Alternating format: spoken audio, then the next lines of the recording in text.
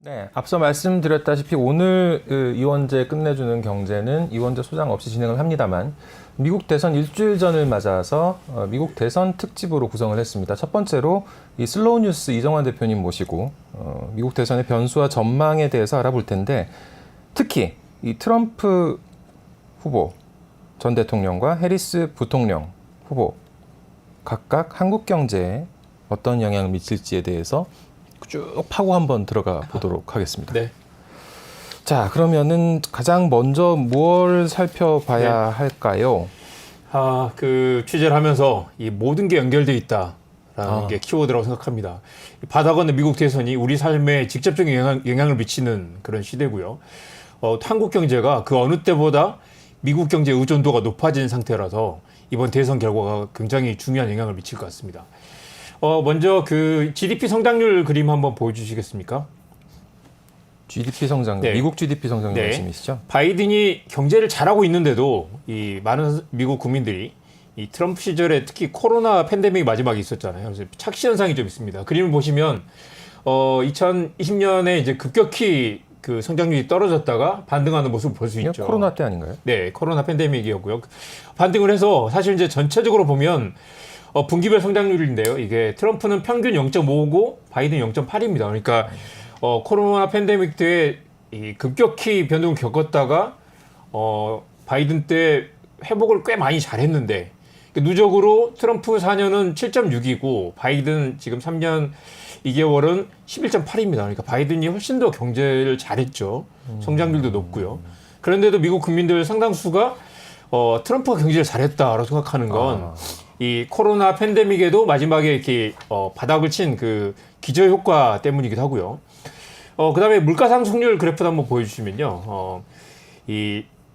트럼프가 물가를 또 잘 잡았다라는 착시 현상도 있습니다. 지금 보면 빨간색이 트럼프 시절이고 파란색이 바이든인데요. 보면 당연히 이 코로나 때 돈을 많이 풀었잖아요. 그래서 이제 이 물가가 많이 올랐고 또 마지막에 트럼프가 그 바이든 시절에 파란색 그래프를 보시면 2년 지나가면서 이제 물가를 많이 잡았는데 이게 또 누적 효과라는 게 있어서 트럼프 때와 비교하면 그때보다 상당히 지금 이제 제품 가격이 많이 올라 있는 상태라서 체감 물가는 여전히 높은 상태. 그러니까 물가를 잘 잡았는데도 바이든이 물가를 못 잡았다라는 이제 욕을 먹고 있는 상황이고요. 트럼프 때는 이 빨간색 보시면 이제 전반적으로 그 물가가 안정돼 있는 모습을 볼 수 있습니다. 트럼프도 마지막 국면에 이 코로나 팬데믹이 터지면서 이제 소비가 급격히 줄었기 때문에 물가가 낮았죠. 그래서 이제 많은 미국 국민들이 볼 때는 바이든 들어서 물가가 많이 올랐고 상대적으로 우리 그 실질 소득이 줄어들면서 고통을 겪고 있다라고 생각하는 그런 착시 현상이 있는 것 같습니다. 이게 사실은 코로나 때문에 나타난 통계적인 현상인데 통계적 왜곡이고 착시 현상이죠. 그런데 그게 지금 제대로 안 보이고 안 읽히고 있다 이런 의미시군요. 트럼프는 사실 또 이런 그 구체적인 숫자를 이야기하지 않고 바이든이 경제를 망쳤다라고 계속 이야기를 하고 있는데 그게 또 이제 어느 정도 먹혀들고 있기도 하고요. 미국 정부의 비참도라는 지수가 있습니다. 비참도. 미저리 레이시오인데요. 이게 간단하게도 그냥 실업률과 인플레이션을 단순 합산한 그런 비율인데 보시면 이게 역대 정부에 보면 맨 마지막에 트럼프와 바이든이 있습니다.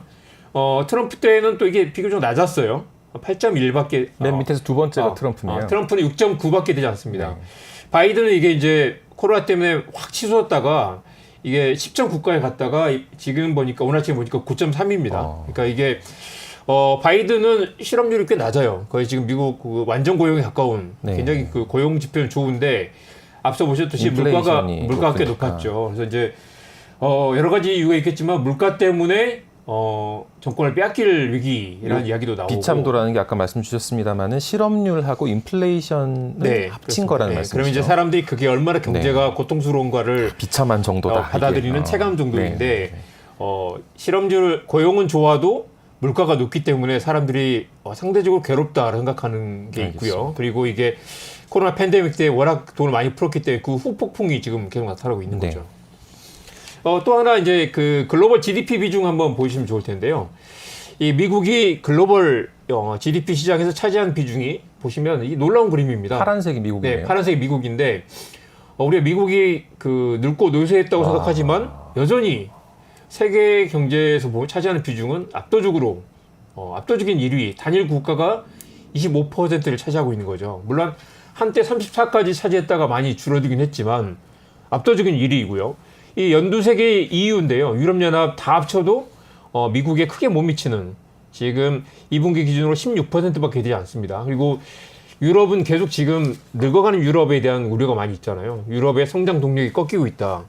폭스바겐이 공장을 중국으로 이전하기도 하고 그렇죠. 독일 공장을 폐쇄하기도 하고 여러 가지 지금 성장의 정체가 나타나고 있고 유럽 전체가 또 이 극우 세력이 또 등장하기도 하고 좀 좋지 않잖아요. 보면 중국도 보면 중국이 노란색인데 중국도 가파르게 치고 올라오다가 최근 그 몇 년 사이에 정체돼 있는 그러니까 중국의 성장의 정체라는 게 또 세계 경제의 큰 위협인데 여기서 이제 그 미국의 패권 미국의 세계 경제 주도력이 굉장히 강해지는 그런 양상이고요.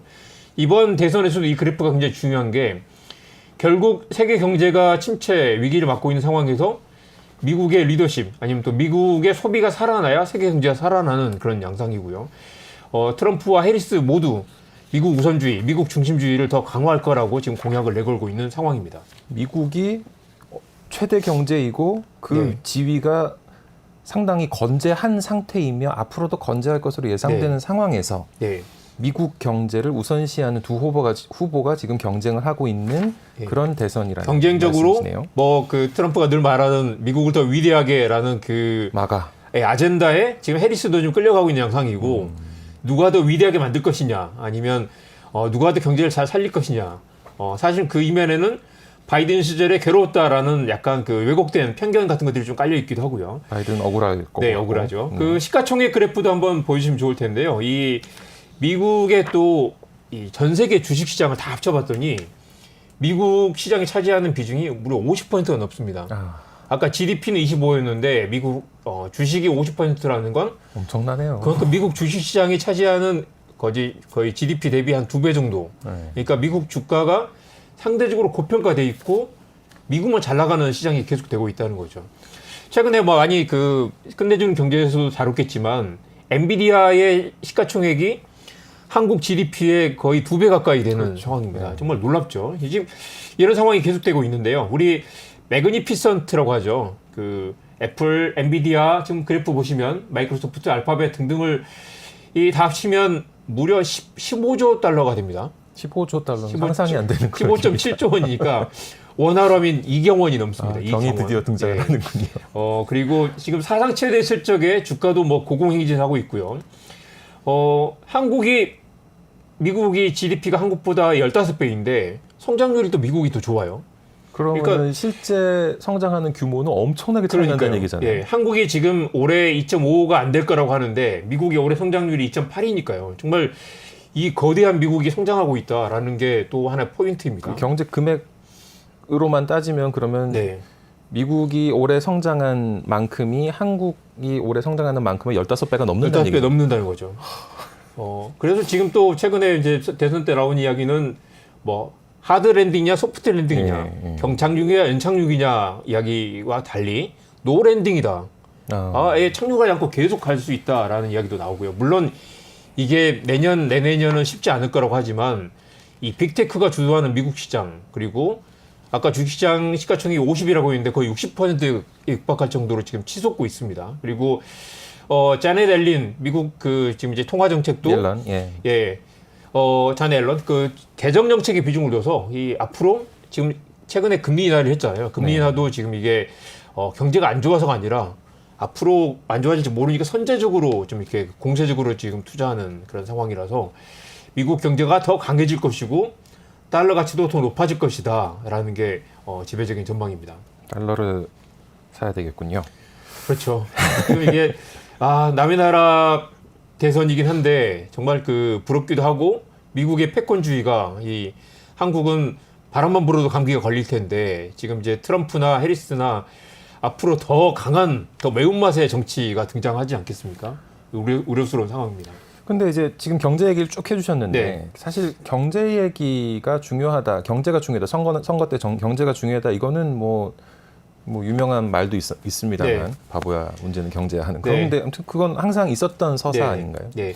우리 맨날 뭐 말씀하신 대로 문제는 경제다라고 말하지만 사실 지금 미국 대선을 보면 경제를 핑계로 사실 이면에는 그 이민자 이슈도 있고 낙태 이슈도 있고 사실 이제 트럼프의 그 반인권, 반민주주의에 대한 그 반감이나 분노, 그다음에 그 혐오와 차별 등의 뭔가 갈등들이 표면적으로는 경제로 나타나는 그런 모양도 있는 거죠. 그래서 지금 이제 누가 경제를 잘 살릴 것이냐라는 그런 걸로 드러나 있지만 실제로는 그런 이제 유권자들의 불만과 분노, 이민자들이 일자리 빼앗아 간다는 누적된 편견, 그리고 또 지금 이제 그 스윙 스테이트라고 하죠. 경합주에서 특히 이제 쟁점이 되는 건 전통적인 블루칼라 노동자들의 그런 박탈감을 어떻게 해소할 것이냐가 이제 중요한 쟁점인데 경제 문제지만 사실 이제 그 산업 구조의 재편이라든가 국가의 어떤 이제 성장 철학에 맞물려 있는 문제가 되겠죠. 그런데 이 지점을 지금 이제 아까 매운맛이라고 말씀드렸지만 트럼프는 굉장히 자국 우선주의와 이제 그 거의 그냥 그 이 폐쇄적인 그런 완전히 그 자유무역에 정통으로 반대되는 그런 정책들을 쏟아내면서 파격적인 그런 이 국민들을 설득하는 그런 전략을 가져가고 있죠. 워싱턴 포스트가 네. 뭐 미국 언론들은 네. 인도어스라고 하죠. 네, 네. 항상 후보 지지하는 걸 이제 공개적으로 선언하고 네. 그걸 이제 신문에 싣고 이런 걸 계속 네. 해왔었는데 워싱턴 포스트가 이번 선거에서는 하지 않겠다고 한 게 그러니까 이제 기사가 이것도 사실은 이제 나왔었어요. 굉장히 중요한 지금 미국 상황이 어떤 상황인가. 네. 사실은 이제 아시겠지만 이면에는 지금 제프 베조스가 있잖아요. 아마존 창업자가 인수를 했죠. 예, 워싱턴 포스트를 인수했고 아마 이 아마존이 하는 그 항공 우주 산업에 이제 트럼프 시절에 불이익을 받았기 때문에 미리 야부를 한다라는 그런 트럼프한테 야부하는 건가요? 그러면 워싱턴 포스트는 사실 계속 저 민주당 쪽 후보를 지지했던 36년 동안 계속해서 그 후보를 밝혔고 대부분 다 민주당 지지였죠. 그렇죠. 그랬는데 이번에는 이미 지지를 하지 않는 게 아니라 사설을 작성을 해놓고 이걸 공개를 못했다는 거예요. 그 의혹이 아니라 사실로 드러났습니다. 제가 보내드린 그림 한번 보여주시죠. 그 미국 언론들은 그래서 전통적으로 네. 그 이제 지지 후보를 밝히는 그런 경향이 있었는데 재밌는 게 지금 파란색이 민주당이고 빨간색이 공화당인데요. 네. 지금 2016년, 20년, 24년을 제가 다 집계를 해봤습니다. 보면 전통적으로 민주당 지지를 선언하는 신문들이 많았고요. 그런데도 트럼프가 당선이 됐었죠. 그리고 올해 맨 마지막 오른쪽에 보시면 올해는 민주당을 지지했던 신문들도 지지 후보를 밝히지 않는 파랑 회색으로 간 게 네. 지지를 하지 않기로 하는 하지 않기로 했다는 건 아까 이제 아마존처럼 어떤 이유로 뭐 다른 이유가 작동을 했겠죠. 로스앤젤레스 타임즈, 미네소타 스타 트리뷴, 워싱턴 포스트. 예, 워싱턴 포스트. 그리고 어떤 이유로든 민주당을 지지했지만 올해는 지지하지 않거나 하지 않겠다라는 뭐 태도 변화. 사실 이런 게 이제 우리가 맨날 조선일보가 뭐 그 국민의힘 성향의 지지를 보인다는 건 뭐 당연히 알고 있고 한겨레가 상대적으로 민주당 성향이라는 거 누구나 알고 있죠. 그런 지지는 사실 크게 판을 흔들지 못하는데 이런 식으로 뭔가 갑자기 전통적으로 지지하던 신문들이 갑자기 태도를 바꾼다라는 건 그러면 영향을 주는 어떤 시그널을 줄 수 있다라는 그 분석도 있었고요. 과거의 과거 사례들을 보면 세마포라든가 더 컨버세이션이 이걸 분석을 했는데 발행 부수가 많은 신문이 당연히 영향을 미치고요. 그리고 기존의 논조에서 바뀔 때 영향을 크게 미친다라는 거고요. 또 하나는 신문은 사실 크게 영향이 없다. 지금 아마 워싱턴 포스트의 뭐 지지 후보 밝히지 않는 것도 큰 영향이 없을 거고 오히려 오프라 윈프리라든가 그다음에 테일러 스위프트의 지지가 훨씬 더 오프라 윈프리는 2008년에 100만 표를 몰아줬다는 오바마한테. 그리고 테일러 스위프트는 30만 명 이상 효과가 있다고 하는데요. 올해도 지금 아마 지금 이제 해리스한테 일론 머스크라든가 어떤 영향을 미칠지 좀 지켜봐야 되겠지만 일론 머스크가 트럼프한테 갖다 줄 수 있는 표가 얼마나 될지. 네. 올해는 아무튼 그렇게 트럼프를 전폭적으로 지지하는 신문은 많지 않지만 뭔가 어떤 이유로든 민주당을 지지하던 신문들의 변화가 좀 돋보인다라는 거고요. 여성 투표율 얘기도 많이 하시는 것 같아요. 이것도 사실은 중요한 변수라고 보는데 지금 뒤에 이제 이승환 평론가가 말씀드리겠지만 박빙 중에 박빙이잖아요. 그리고 펜실베이니아를 누가 먹느냐에 따라 달라진다는 이야기도 나오지만 또 중요한 거는 이 박빙이기 때문에 사실 우리 그 여론조사 이론으로 보면 이미 그 누가 우세라고 말할 수 없는 단계. 그러니까 그리고 과거 여론조사가 너무 많이 틀리지 않았습니까? 그리고 그렇죠. 이번에는 전혀 예측이 안 되는. 그래서 이제 섣불리 많은 사람들이 지금 이제 트럼프가 우세하다고 보지만 뚜껑을 열어봐야 한다. 그런데 최근에 제가 보내드린 그 여성 지지율 한번 그래프를 보여주세요. 보시면 경합주에서 이 파란색 미시건, 위스콘신, 펜실베니아 순으로 나 있는데요. 위가 여성이고 아래쪽이 남성인데요. 경합주에서 여성들이 압도적으로 그 해리스를 지지하고요. 남성들은 압도적으로 트럼프를 지지하는 걸 볼 수 있습니다. 그러니까 이게 지금 경합주들이군요. 네네. 미시건, 위스콘신, 네. 펜실베니아, 노스캐롤라이나, 조지아. 경합주가 아닌 지역은 사실 큰 의미가 없고 그렇죠. 경합주 이 7군데에서 누가 이기느냐가 중요한데 이 지역에서 특히 남녀 격차가 크다라는 거고 여성들이 투표장에 많이 가면 이 여성들이 판세를 바꿀 수 있다라는 게 미국 인터넷 신문 복수의 분석입니다. 그래서 우리나라에서도 네. 이런 현상들이 요새 좀 한국도 젊은 그렇죠. 층을 그리고 또 재미있는 중심으로 게 나타나죠. 미국 그 젊은이들이 남성들은 이 스스로를 진보라고 생각하는 비율이 25%밖에 되지 않는데 이게 25년 동안 거의 그대로라는 거예요. 40년 동안. 근데 여성들은 스스로를 진보라고 생각하는 비율이 20%에서 지금 40%까지 늘어난 상태입니다. 그러니까 진보적 의제들, 예를 들면 낙태라든가 뭐 이민자 이슈들에서 여성들이 훨씬 더 진보적인 선택을 하고 아마 이번 선거에서도 남성들보다는 누가 더 적극적으로 분노해서 투표장에 가느냐가 중요하다고 봤을 때 여성들의 표가 좀 더 그 의미 있게 영향을 미치지 않을까라는 게 민주당에서 기대하는 그런 중요한 포인트입니다. 경제 얘기로 다시 네. 돌아와서요. 예. 경제가 뭐 아까 말씀하신 대로 네. 미국은 너무 지금 경제가 좋아요. 네. 그런데 바이든 정부가 요 직전 정부란 말이죠. 그런데 왜 평가가 박하게 나오는 그렇습니다. 거죠? 저도 이제 그 의문을 풀기 위해서 여러 자료들 좀 봤는데 이 원래 잘 나갔던 사람들, 그러니까 미국의 전통적인 주류들은 사실 이제 대학을 졸업하지 않고 화이트 칼라면서 백인 노동자들, 그 사람들이 이제 공장이라든가 대공장, 그다음에 그 이 금속, 그다음에 뭐 이렇게 그 자동차 산업대 종사하던 사람도 있었죠.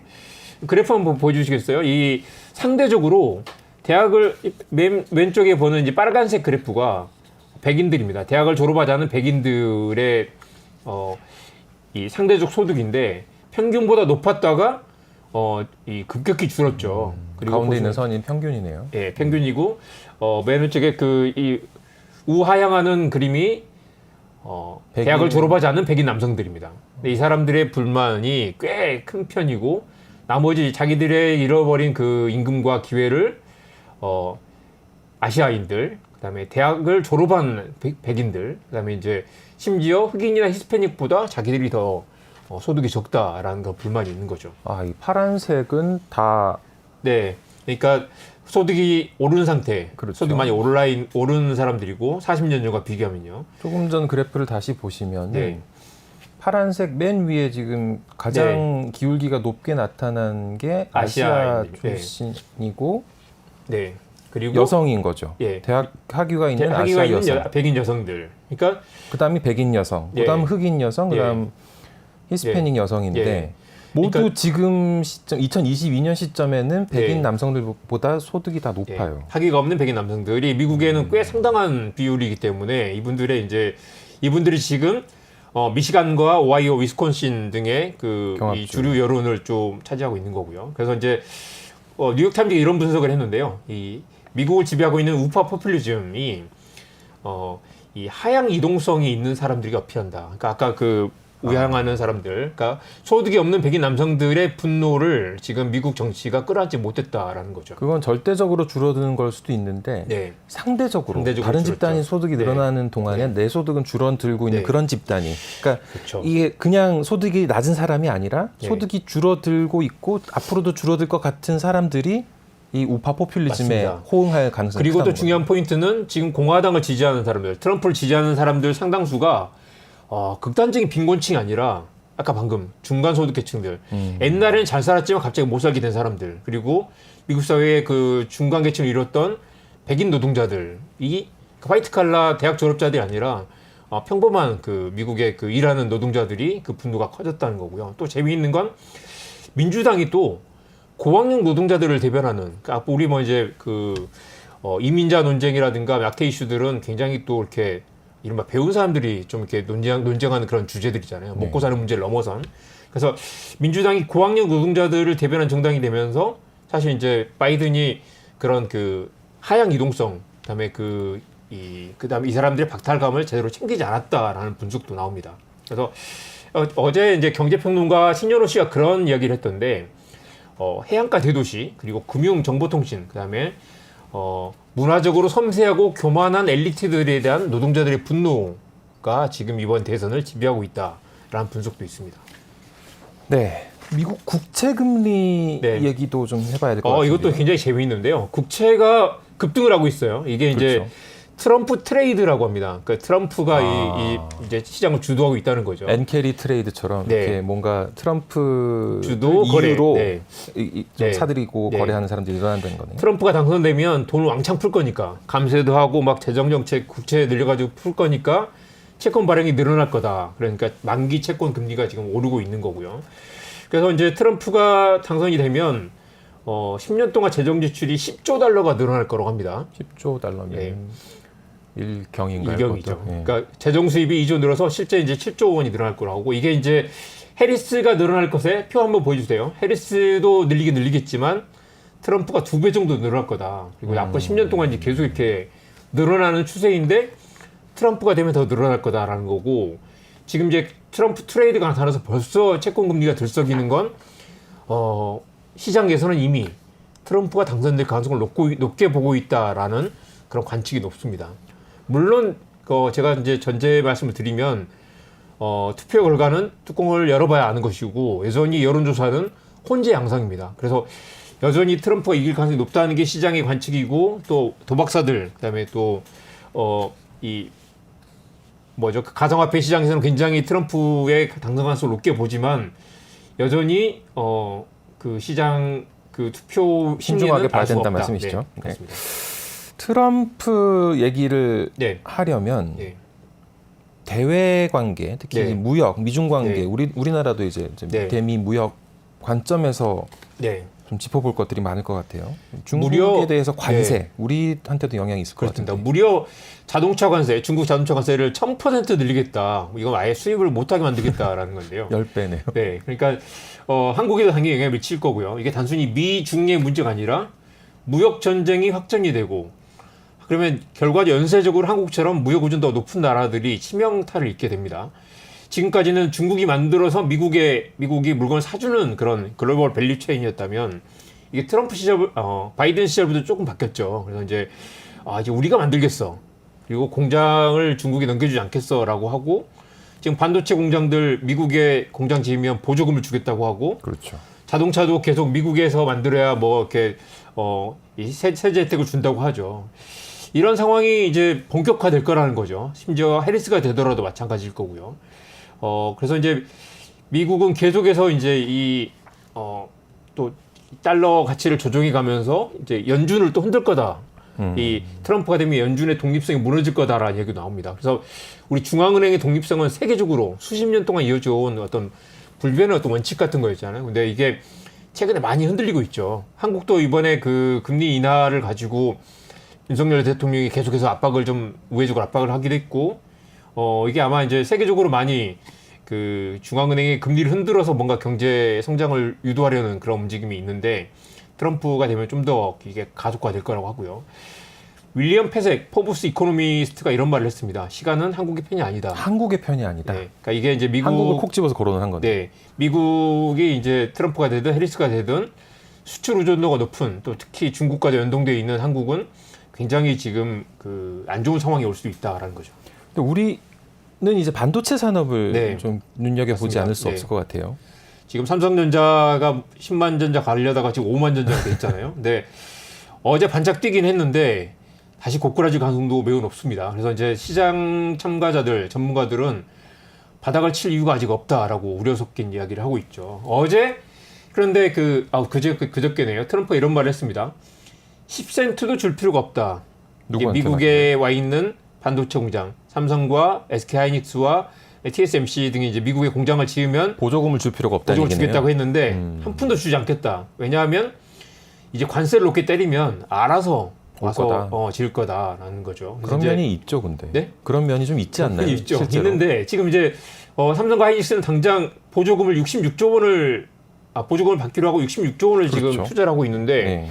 보조금을 받기로 한 게 64억 달러와 5억 달러네요. 이걸 아니면 안 준다고 하면 공장을 지어야 되나라는 이제 전면적인 검토를 해야 되는 상황이죠. 설마 그러겠어 싶으면서도 하지만 트럼프는 그렇게 할 했었죠. 수 있을 거다. 그러면 이제 가뜩이나 삼성은 지금 HBM 뭐 투자도 좀 늦어졌고 여러 가지 어려움을 겪고 있잖아요. 근데 이런 상황이 되면 와 삼성이 흔들리니까 지금 한국의 성장률이 흔들리는 거잖아요. 근데 미국은 마이크론을 삼성처럼 키우고 싶어하죠.